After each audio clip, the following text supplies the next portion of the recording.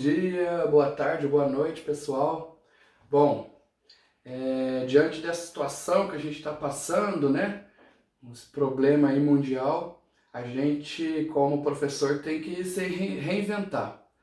Então, eu estou aqui tentando aprender sobre edição de vídeo e cheio de amadorismo aqui, mas eu juro que eu vou tentar mandar o conteúdo para vocês para a gente não ficar perdendo muito tempo e nos atrasando, né? Bom, com esse vídeo de hoje eu gostaria que a gente trabalhasse o que a gente começou a trabalhar na nossa última aula. Eu comecei a falar, na verdade até mostrei mais ou menos o mecanismo, de um funcionamento de uma pilha galvânica, de uma pilha química. Só que a gente falou tão rápido disso, e os exercícios obviamente vão exigir que a gente saiba de uma maneira um pouco mais concreta todo esse mecanismo, que eu decidi retomar esse assunto. Então nessa primeira parte a gente vai relembrar o mecanismo de uma pilha galvânica e depois a gente já vai resolver alguns exercícios da própria apostila, tudo bem? Então esse conteúdo está na página 244 da apostila SUAS, é setor B, aula 6 e 7, tá bom? Então vamos lá, vamos falar das pilhas galvânicas ou pilhas eletroquímicas. Bom, o que eu já tinha comentado para vocês é que a gente vai fazer sempre um paralelo, uma comparação entre dois fenômenos muito importantes dentro da oxirredução. Dois fenômenos que são baseados em reações de oxidação e redução. Um desses fenômenos é a pilha, o outro é a eletrólise. Qual que é basicamente a diferença dos dois? A pilha, ela, através de uma reação química espontânea, substâncias que reagem entre si, consegue produzir energia elétrica. A eletrólise é o contrário, a eletrólise não produz energia elétrica, ela faz o oposto. Ela precisa da energia elétrica já produzida por uma pilha, por exemplo, para que algumas reações químicas aconteçam. Então são reações não espontâneas que só acontecem na presença de energia elétrica. Então basicamente a pilha produz energia, a eletrólise usa a energia elétrica. Tá bom? Beleza. O nome pilha vem lá do começo do século XIX. O Alessandro Volta ele começou a colocar metais embebidos numa solução lá específica, um sobre o outro, empilhando os metais e percebeu que aquele dispositivo produzia energia elétrica. Então o nome veio pilha porque ele empilhou esses metais e aí produziu energia a partir disso. A pilha que a gente vai ver vai ter um arranjo espacial diferente, mas o princípio vai ser esse, tá? Bom, qual que é a constituição de uma pilha eletroquímica, de uma pilha da oxirredução, que é chamada de pilha galvânica? Eu preciso ter os eletrodos. Mas o que são os eletrodos? São dois eletrodos, a gente vai caracterizar daqui a pouquinho. Mas esses eletrodos são compostos por um metal que está imerso em uma solução desse mesmo metal. Essa solução ela pode ser salina, uma solução que é um sal que tem aquele metal, pode ser básica ou ácida. Por isso que existem as pilhas ácidas, as pilhas salinas, que a gente vai ver aqui agora, e as pilhas alcalinas, as pilhas básicas, que são aquelas que vocês encontram no supermercado. Mas também existem as pilhas secas, que as que não trabalham com solução, aí usa de um mecanismo um pouquinho diferente, tá? Além dos eletrodos, que é uma solução com uma plaquinha do metal que eu vou colocar ali, preciso de um fio condutor, um meio que conduz os elétrons, uma conexão entre os dois eletrodos. Então eu vou conectar um eletrodo a outro por meio de um fio condutor, tudo bem? Além disso, eu vou precisar de uma ponte salina. O que é uma ponte salina? A gente pode montar uma ponte salina com uma mangueirinha que conecta as duas soluções. Na minha pilha eu não tenho um copinho que tem uma solução ali, eu vou mergulhar uma mangueirinha aqui na primeira solução e vou conectar com a segunda solução, tá? É chamada de ponte salina porque ela tem internamente uma solução salina. E a gente vai entender o motivo dessa ponte salina. A ponte salina, ela pode ser substituída por uma parede porosa, aí seria uma pilha mais chique, uma pilha mais cara, ou as pilhas que a gente encontra em supermercado, isoladas, né? Mas os dois desempenham o mesmo papel, tá bom? A gente vai ver que a ponte salina permite com que íons de uma solução migrem para outra solução buscando um equilíbrio iônico. A gente vai discutir sobre isso. Maravilha! Então, essa é basicamente a montagem de uma pilha aí comum. Perceba então que eu tenho 2 eletrodos, 2 copinhos com metais embebidos. Conectando esses metais eu tenho um fio condutor e aqui a mangueirinha que conecta as duas soluções, que é a nossa ponte salina. Tudo bem? Beleza. Como que funciona a nossa pilha? Bom, para analisar uma pilha galvânica, a gente vai usar a pilha mais conhecida de todas na química, que é a pilha de Daniell. Esse cara construiu esse arranjo em 1836, então já faz um bocado de tempo. E a partir daí que a gente começou a descobrir o mecanismo de todas as outras pilhas galvânicas. Como que ele montou a pilha dele? Ele pegou um copinho, um becker de laboratório, e colocou lá dentro uma solução de sulfato de zinco. Então era um sal que tinha o metal zinco. Quando ele colocou em meio aquoso, esse sal sofreu dissociação iônica. Então ficou o sulfato separado dos íons zinco. Como a solução era de sulfato de zinco, ele mergulhou aqui nessa solução uma placa de zinco. Zinco metálico, zinco substância pura, zinco com NOx 0. Maravilha. No outro lado, ele pegou um eletrodo que ele montou, colocando uma solução de sulfato de cobre. Então também era um sal, mas era um sal de cobre, de coloração azul, e mergulhou aqui uma plaquinha de cobre. Maravilha. Ele conectou as duas plaquinhas com um fio condutor e não esqueceu de colocar a ponte salina conectando as duas soluções. O que ele começou a perceber? Ele começou a perceber que com o tempo a plaquinha de zinco começou a corroer, ela começou a gastar. E a placa de cobre começou a aumentar a massa. Ela começou a ficar com mais cobre. E aí ele teve alguns insights ali e tirou algumas conclusões. Para a placa de zinco corroer, ela só pode estar sofrendo oxidação.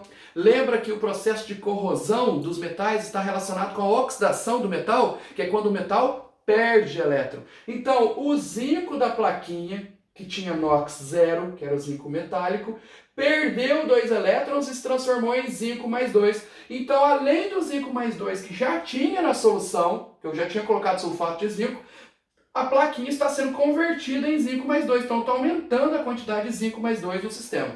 Então, o zinco da plaquinha está sendo convertido em zinco iônico e está caindo aqui na solução. Processo de oxidação, ó, a carga era 0 e passou a ser mais 2. Quando a carga aumenta, está sofrendo oxidação.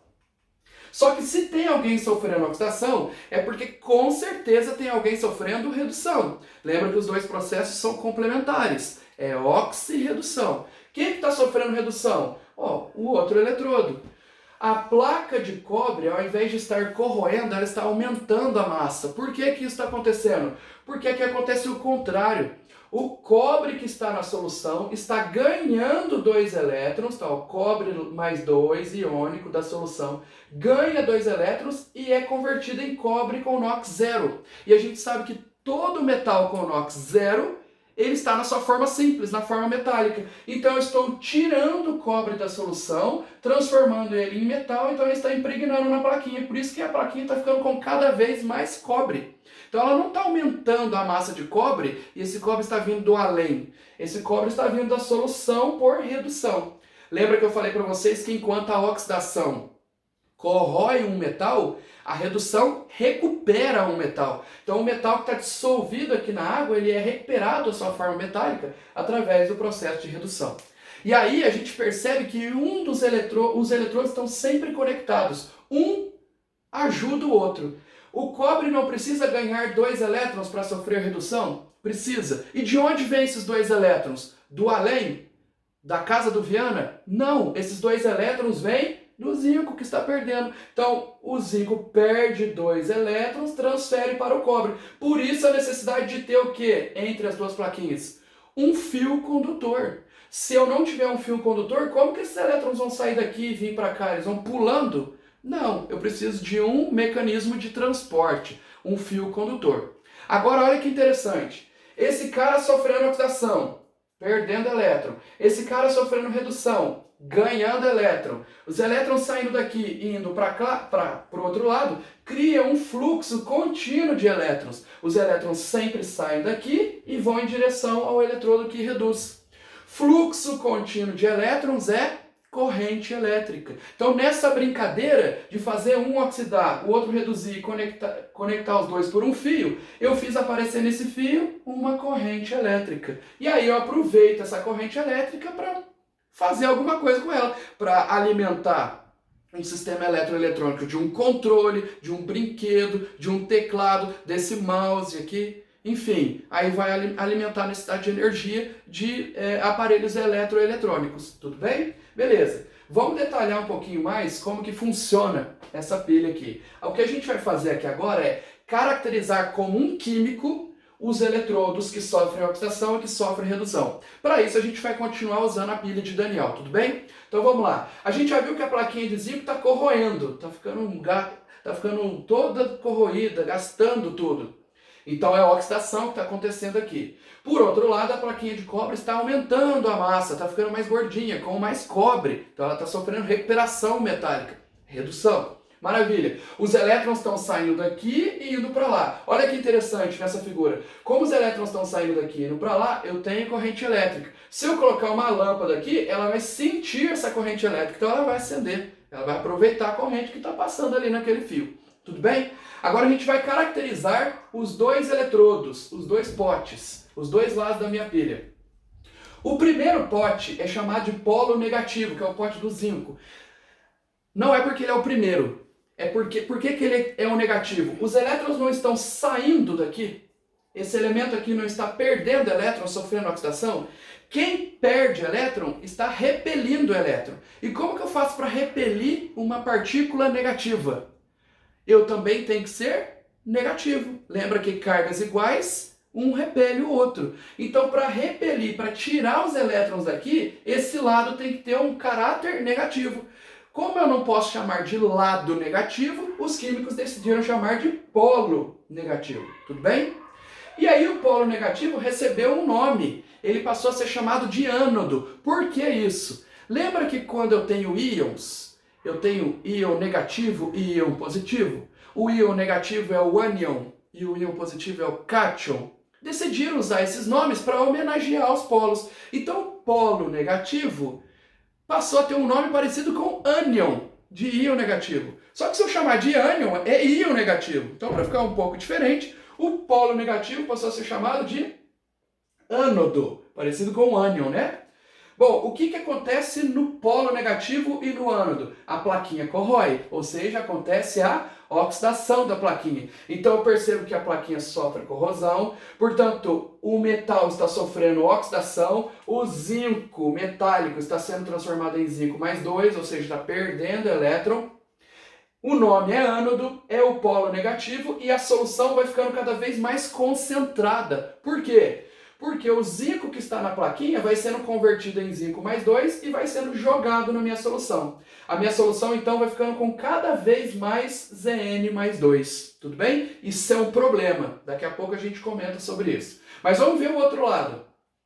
O outro lado só pode ser o polo negativo, o polo positivo. Se esse é o polo negativo, lá é o polo positivo. Mas como que eu tenho certeza disso? Os elétrons não estão indo para lá, então quer dizer que esse lado está atraindo os elétrons. Como os elétrons são partículas negativas, para eu atrair uma partícula negativa, eu tenho que ter carga positiva. Então esse é o lado positivo da pilha, é o lado que atrai os elétrons, puxa os elétrons. Por isso que é chamado de polo positivo. Assim como o polo negativo recebeu o nome de ânodo, lá dos íons, o polo positivo recebeu o nome de cátodo, e vem de cátion, que é o íon positivo. Então o polo positivo é o cátodo. E o que acontece no polo positivo, no cátodo? A massa do metal aumenta, porque ali está acontecendo uma redução. O íon da solução recebe os elétrons que vieram do ânion e se transforma em metal com NOx zero. Então ele sofreu redução. Então tiro o cobre da solução e impregno ele na plaquinha. É o cátodo, polo positivo, como a gente discutiu, e vai ter uma diluição da solução, ou seja, a solução fica menos concentrada. Por quê? Você não está tirando o cobre da solução e transformando ele em cobre metálico por redução. Então esses caras que estão na solução, eles vão ser removidos da solução. Então minha solução vai ficar com menos cobre, porque o cobre vai ser impregnado em cima da plaquinha. Então a solução vai ficar menos concentrada ou diluída. Tudo bem? Beleza. Professor, qual é a necessidade então da ponte salina? Olha só o problema. Aqui não é o polo negativo? No polo negativo é onde não acontece a corrosão, ou seja, a oxidação do zinco. O zinco não vai ser transformado em zinco mais 2 e depositado na solução. Então eu vou ter uma solução cheia de zinco mais 2, cheia de carga positiva. Só que esse é o lado negativo da pilha. Como que o lado negativo da pilha vai ter uma solução positiva? Isso não pode acontecer, teria um confronto de cargas. Do outro lado teria o mesmo problema. Aqui não é o lado positivo da pilha, não é o polo positivo?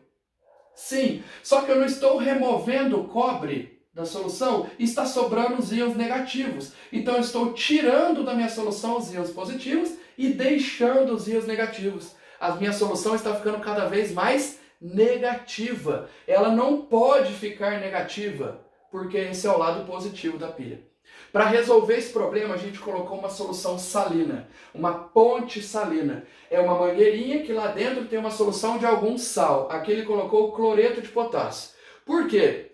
Quando eu coloco esse sal aqui dentro, os íons do sal migram de um lado para o outro, tentando equilibrar as cargas das soluções. Então as soluções que começam a ficar muito positivas, recebem o cloro. Tá vendo aqui que a setinha está mostrando que o cloro está vindo para cá? Por que o cloro está vindo para cá? Porque o cloro tem carga negativa e um negativo anula o excesso de positivos.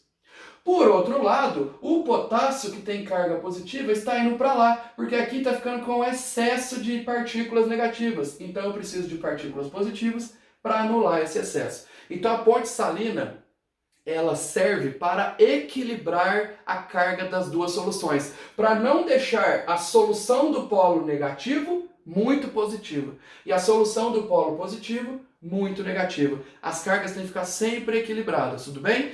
Se você, eu tenho até um link de um vídeo, já que eu comento para vocês, mas se vocês tirarem a ponte salina, se eu tirar essa mangueirinha, a pilha para de funcionar. Ela trava, tá bom? Então tem que ter esse controle das cargas. Maravilha! Bom, aqui está um esquema da mesma pilha, só que agora eu vou representar as reações que estão acontecendo. Então a gente sabe que o zinco da plaquinha, que tem NOx 0, está perdendo elétrons que estão saindo pelo fio e indo em direção ao cobre. E está sendo convertido em zinco mais 2. Por outro lado, o cobre, que está aqui na solução, está ganhando os elétrons e sendo convertido em cobre metálico, impregnando a plaquinha. Então o que acontece em cada um dos eletrodos?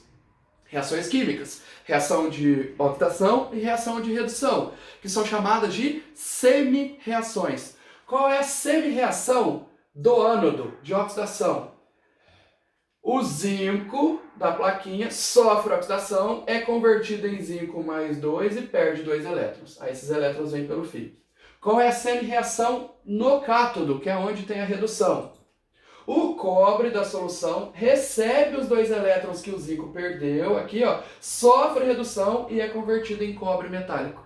Então ele era um íon dissolvido em água e é convertido em metal, vira um metal e impregna na plaquinha. Tudo bem? Essas são as semi-reações da minha pilha. Semi-reação de oxidação e semi-reação de redução. Mas eu posso colocar tudo num único sistema, porque a gente sabe que oxidação e redução sempre andam juntas. Então eu posso transformar em um fenômeno de oxirredução. Como que eu junto tudo? É muito simples, é como se fosse na matemática. Eu vou pegar essa equação e somar. Inclusive eu vou tomar cuidado para cancelar os elétrons. Quantos elétrons tem aqui? 2 aqui também. Eu corto os elétrons e reescrevo o que sobrou. Então qual que seria a reação global da pilha? Que é a reação de oxirredução total. Eu cancelo esses 2 elétrons e reescrevo nas posições que eles já aparecem ali, as substâncias que sobraram. Então, o zinco e o cobre mais 2 ficaram antes da seta. E o zinco mais 2 e o cobre 0 ficaram depois da seta. Essa reação em verde é chamada de reação global da pilha. E nada mais é do que a soma das semi-reações que acontecem em cada um dos eletrodos. A semi-reação de oxidação e a semi-reação de redução. Isso sempre vai acontecer. Toda pilha é baseada em um fenômeno de oxirredução. Então sempre eu vou ter um eletrodo oxidando, corroendo, perdendo elétron, e sempre eu vou ter um eletrodo reduzindo, ganhando elétron, aumentando a massa, sofrendo recuperação metálica. Então sempre tem oxidação, sempre redução. Por isso que eu sempre posso somar as duas reações e encontrar a reação global da pilha. Se porventura o número de elétrons não bater, vocês usem o mesmo artifício da matemática. Por exemplo, se aqui tivesse 2 elétrons e aqui 3, não ia cancelar. Então vocês multiplicam cruzado. Multiplica a primeira reação por 3, a segunda por 2, para que o número de elétrons sempre fique igual e você consiga sempre cancelar esse número de elétrons para encontrar a reação global, tá bom? Lembrando que se eu multiplicar uma equação por 2, eu não multiplico só os elétrons, eu multiplico todo mundo. Aí eu teria 2 do zinco nesse caso, tá bom? Beleza. O sentido dos elétrons é sempre do ânodo em relação ao cátodo. Sempre de quem oxida em direção a quem reduz, tá? Beleza. Tem uma outra representação que é chamada de representação simplificada das pilhas. É uma maneira mais simples de colocar o que está acontecendo numa determinada pilha. Então, como que eu faria para representar essa minha pilha de Daniel? Na representação simplificada, eu coloco o cara que sofre redução, o cara que sofre oxidação, separado por 2 barras. E eu coloco as transformações da redução e da redução por uma única barra. Então olha que legal. Lá no polo negativo, o zinco está se transformando em zinco mais 2. Isso é o que está acontecendo no polo negativo. No polo positivo, o cobre mais 2 está sendo transformado em cobre 0. Então aqui está o comportamento do polo negativo e aqui está o comportamento do polo positivo. Beleza? Tá bem claro. Um era 0, virou mais 2. O outro era mais 2, foi para 0. Beleza. E para separar esses 2 eletrodos, eu coloco 2 barras inclinadas. Então eu estou falando que a minha pilha tem um polo com zinco, um polo com cobre. O eletrodo de zinco sofre oxidação. Dá para perceber aqui. E o eletrodo de cobre sofre redução, porque a carga era mais 2, caiu para 0. Tudo bem? Essa é a representação simplificada de uma pilha galvânica. Então eu posso usar aquelas semi-reações que a gente acabou de ver, ou essas representações simplificadas aqui. Então tem que ficar esperto porque tem hora que o exercício usa uma representação, tem hora que usa outra, a gente tem que pelo menos conhecê-las, tá? Para a gente não ficar confuso. Beleza. Essa apresentação eu vou mandar para vocês. Aqui tem uma pilha de Daniel sendo feita, é um vídeo de 2 minutos, sendo preparado em laboratório. E tudo que eu falei aqui, ele demonstra nessa preparação. Mostra os eletrodos trabalhando juntos, mostra a função da ponte salina, ele retira, coloca a ponte salina para ver o que acontece com a pilha. Então, depois vocês dão uma olhada nesse vídeo aí, tá? É um videozinho curtinho para vocês entenderem o comportamento da pilha. Então é isso, pessoal. Eu passei um pouco mais rápido sobre o assunto porque a gente já viu isso. Então foi só para retomar mesmo. Mas agora a gente vai fixar esse assunto fazendo os exercícios, tá bom? Então a gente vai para a apostila agora para resolver os exercícios.